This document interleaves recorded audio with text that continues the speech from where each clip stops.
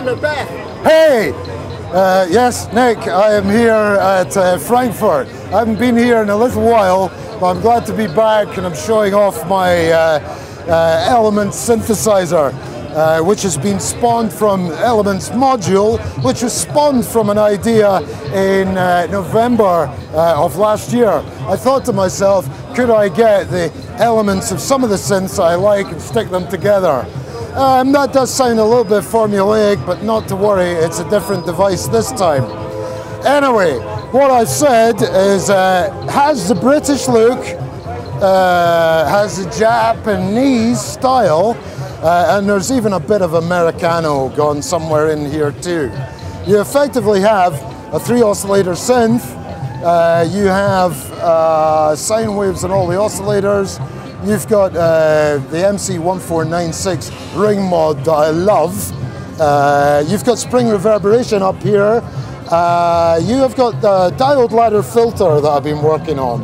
And I tried a few designs out, picked on one that I particularly liked. And it's quite a vintage circuit of Japanese origin. And I feel I've improved on some of the circuit and some of the parts in it, and it's sweet and it's silky and it's acidic and it's all over the place. We've got 2 ADSR envelope shapers here, long and short time available on these. And the interesting one is down here. This whole section is another voltage controlled oscillator. It's effectively 4 oscillators. It's got control voltage for this 4th oscillator and a whole bunch of waveforms here. So that says ultra bender. It does say ultra bender, Nick, because it's ultra bendy. It goes all over the place. Super wide. It's very wide. Hey, let's wrap this up. Has it got an analog delay built in then? Yeah! So this thing, I didn't mention that earlier. This is what I call my tape delay simulator. And it is based around a small chip that, depending on how you wire it up, and what I mean by wire it up is how you add the components to it, select them. I came across something that reminds me a little bit of a Watkins copycat tape delay. So I called it Tape Delay Simulator. And when you sit and play with this thing, it's really quite magic. Now, it's voltage controlled as well. So I have the keyboard, I think it's set for that. Let's see what happens. Ooh. Ooh. That's like really low and grungy and distorted. Let's speed up.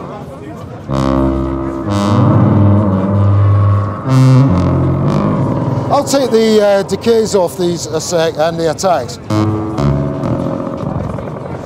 Okay, so you've got key tracking on the delay. Yeah. But you can use this one, and I wonder what that will do. Let's see.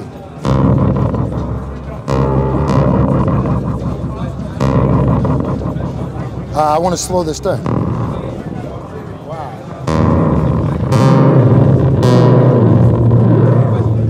So actually, if you have that effect, you can also have the spring reverberator. And man, this is a bit hot today on this one.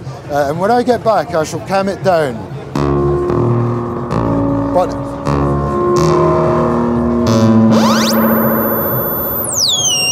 I hope it's not knackering your camera.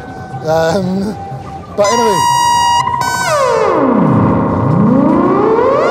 it's a classic old sort of springy reverberator. Is that going to be included, or is that? Yeah, this comes with it, by the way.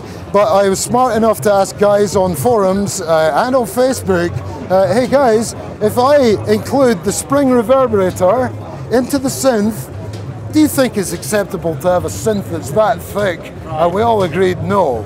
And so somebody suggested something that I was thinking, and that was to take the spring line out of the synth. Hey, I'd prefer that too, because you can put it up on a wall, keep it away from hum and transformers and all that kind of thing. But also you can choose the size of spring that you want. So we got this nice built-in spring reverb, but hey, you might have an Accutronics one of the big ones. Different sound, different way. Hey, as somebody also said, can we play with the springs? And I said yes. Good idea. Yeah. So what are the oscillators? Are they based on any of your specific oscillator models? This time I took the oscillators which I put into the X series stuff that I'd done, and I made there is a glitch that happens in a triangle wave that when you move it back or forward, you can get a spiky glitch.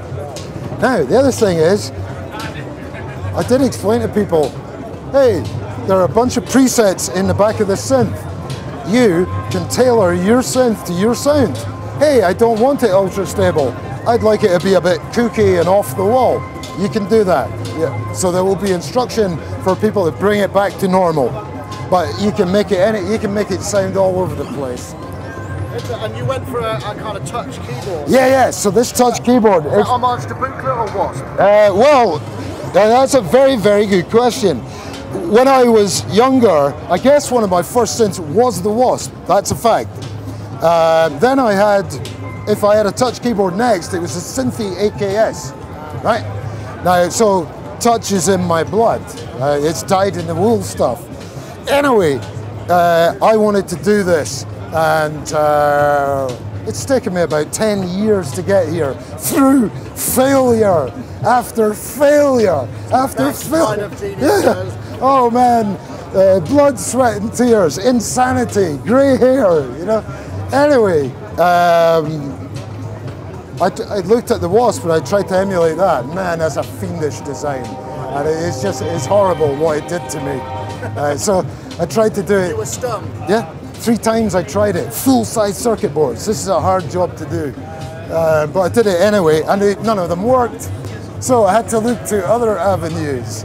Now it's funny that you mention Buchla there, because back then I wasn't really aware of Buchla. I know that plenty of people are, and hey, how can you not have heard of Buchla? But I just hadn't. So that element never came into this. The Synthy uses a bunch of integrated circuits in the keyboard that are virtually impossible to get now. Yeah, you can get one of the chips, but you need lots of them, and they'll cost you about 30, 40 quid. Something like that, so it can't be done. But magically, at one point earlier last year, I think it was a year before, I got the touch capacitive action to happen. We all Google things, and I found something on a robotics site that I kludged the robotics site idea to something I was thinking with, and I thought, oh my God, it works. Now, when it came to the finish off the keyboard, I had to decide, do we want this a silver finish, or do we want something better? And the best is gold immersion dip. I think you made the right choice there. It looks lovely, doesn't it? It looks fantastic. In fact, the gold plates are on a black PCB, and it just adds to the aesthetic of this. But one thing to be said about gold over all the other things is it won't oxidize. So you will always have good tactile response from it.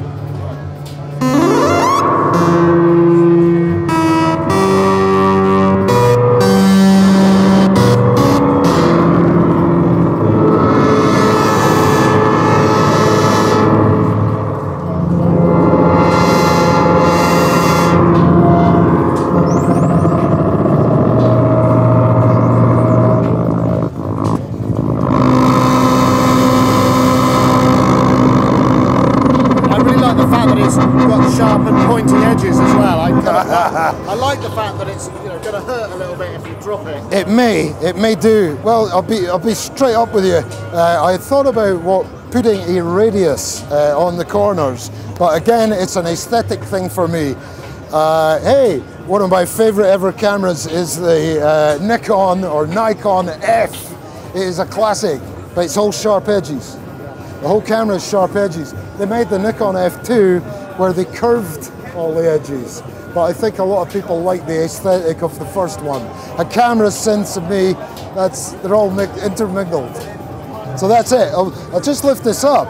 You can see it's quite thin, and hey, this is my one, serial number 000. Yeah? But this is about the same height as the standard rack effects unit, 1U. And here, this one has, this section here, control voltage in for each oscillator. This is pretty typical of what I do. Why not include that? If you have a 3-track sequencer, analog or whatever, man, you have a lot of fun with this. And you can transpose all the sequences with a touch keyboard. We have external amplifier in, plug a mic in there, and then your choice is that it can go to the ring mod or it goes to the VCF. The ring mod's the old traditional MC1496 balanced modulator. And I do not have a microphone here. You'll see this on the web at some point. But if you like Davros and the Daleks, you're in for a good laugh. Nice bit of Delia in there. Absolutely, yeah, very Delia, Derbyshire. And it scares cats, neighbours, everything. In fact, it's horrible. So when are we going to start seeing these kind of come in? Okay, I've been chasing my tail to get this ready for this Frankfurt show. When I get back, I'm submitting the data for final manufacture. We are looking 6 weeks from now. Yeah, we are looking, and you will buy this, and I say, you will buy this from Alex 4. That's the stand I'm at. Yeah. You like your synths? Wow. Anyway, so you can buy it from Alex 4 in the EU. You can buy it from Analog Haven in the US, and you can buy it in Australia from A-Wave. I myself may be selling a few of these, but I'm a busy guy, and really you're better to buy from the dealer. It's safer. Here's the rear of the synth with the logo. Very nice. And it's this instrument is very light. Whoa, it's very light, Nick. Right. It's lovely and light. It goes off in your hand. Yeah. Just one thing before we finish. We have got